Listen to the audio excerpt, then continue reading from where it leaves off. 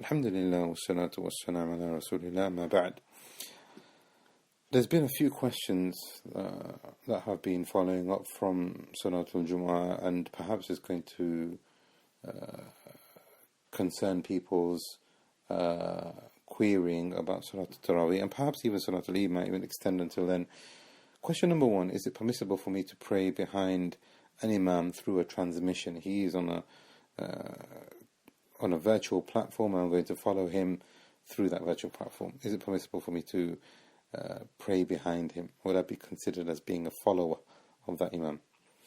And question number two: is it permissible for me to pray behind an Imam whilst the people in the Saff have a distance from one another 2-3 meters apart from all directions? Now, in order for us to understand both these masail, we have to understand, number one, what is a congregation? Now, the Malikis and the Hanbalis have said, as long as you can follow the Imam, then you are part of the congregation. إِنَّمَا جُعِلَ الْإِمَامُ لِيُتَمَّ بِهِ. The Imam has been appointed so that you can follow him. As long as you can follow him, then you are part of the congregation. The Hanafis and the Shafi'is have said the Jama'ah comes from the word Jam'. And Jam' is a congregation. There is a group of people in one location. And if you are not in one location, then there is no Jama'ah. And this seems to be the correct opinion, based on the dalil, based on the understanding of the Sharia. However, even all four madhahib, there is no contradiction in this particular mas'ala, which is that they have said that you have to be able to follow the Imam or be in the same location as the Imam. If the Imam is in a separate building far away, or separate country, or even separate time zone, that Imam cannot be your Imam. And there is no difference of opinion on that. And I don't know any contemporary scholar or fatwa committee will say that a person can follow an Imam in that transmission. And this is not the correct opinion, however, the majority of the ulama have said that the Imam needs to have the intention to be your Imam. إِنَّمَا الْأَعْمَالُ بِالنِّيَّةِ. So how can he be your Imam when he has not got the intention to be your Imam in a separate location? So the first mas'ala, can you follow an Imam through a transmission? The answer is no, because you need evidence to do a particular act of worship, and a congregation can only be a congregation when you are in the same locality or physically able to see the Imam or hear his voice, as in live, as in there, in the same place. And through a transmission, that is not accomplished. The second mas'ala is praying in a Saff where people are distant from one another about 2-3 meters apart. Now, this is a mas'ala which is a nazila, is going to be a contemporary issue, there's going to be khilaf, and we have to be fair and just and say, yeah, there is a scholarly view which says that you can do that. Shaykh Khalid Mushaykh from Saudi Arabia and others from the ulama from Saudi Arabia have said that this is fine, it's permissible, such a salah is valid.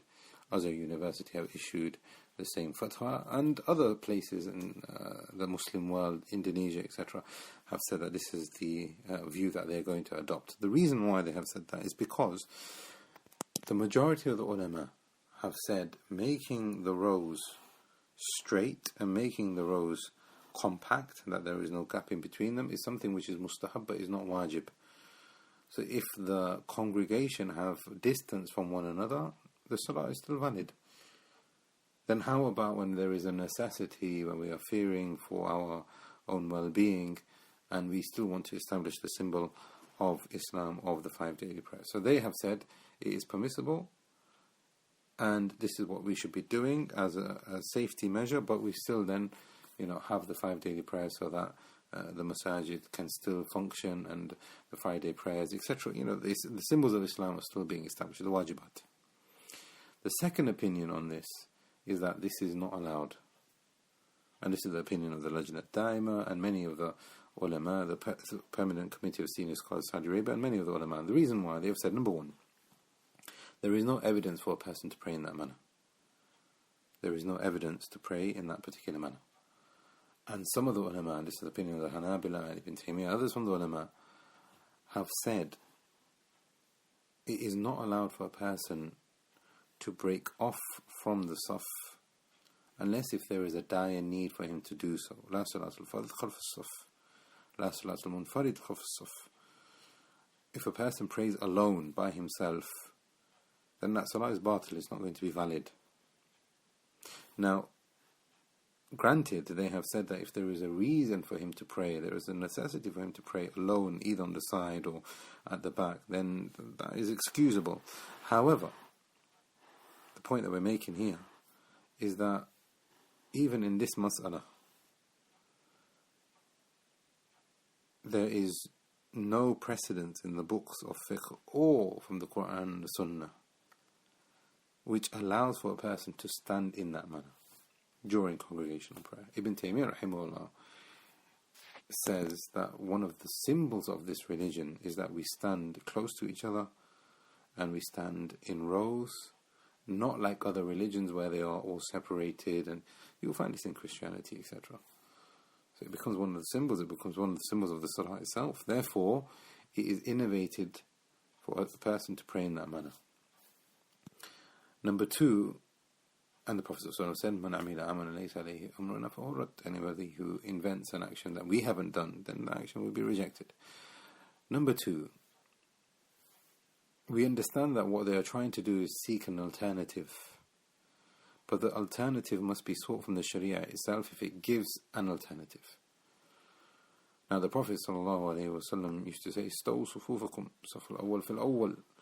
Establish the salah, establish the rows, make them compact, make them align them. However, if you cannot do that, and there is a fear in you coming to the masjid, what do we do? In the hadith of Sahih, the Prophet ﷺ told the mu'adhin, change the adhan, change the whole adhan to say, "Sallu fi rihalikum, sallu fi buyutikum," pray in your homes, pray in your homes. So now, the second point we're making here is that the alternative is pray in your homes. Not only is there no evidence to pray in that manner, but the alternative is given by the Sharia, which is pray in your homes. The third thing that we can also bring to the table when we're looking at this masala, which is the well-known principle in the Sharia, la darar wa la dirar, which is that you cannot be harmful in yourself and you cannot be causing harm to other people.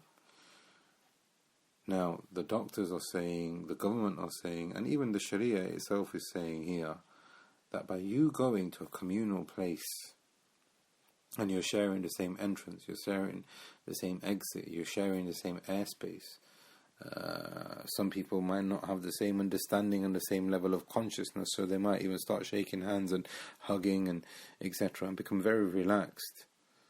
The Sharia says no.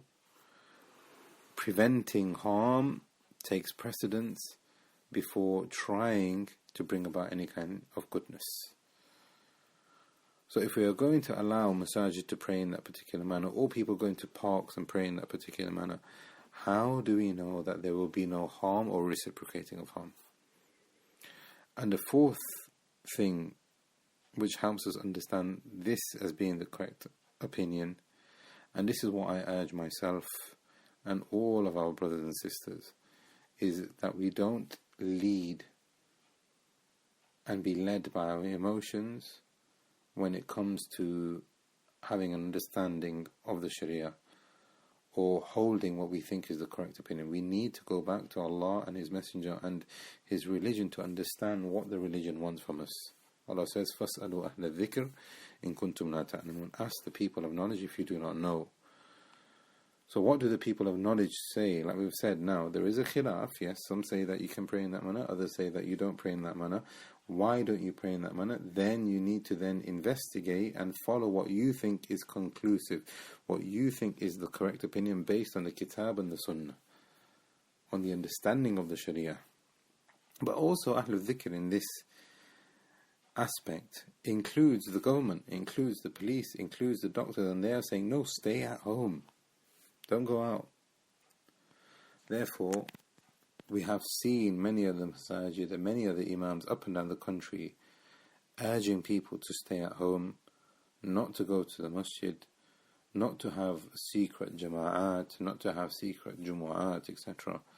And this is something I feel we really need to take seriously. And we ask Allah to facilitate for us our affairs, and that He brings about ease for this Muslim ummah, and that He takes us away from the fitna that we are in, and we return back to his religion with a beautiful of returning. هذا والله أعلم وصلى اللهم على نبينا محمد.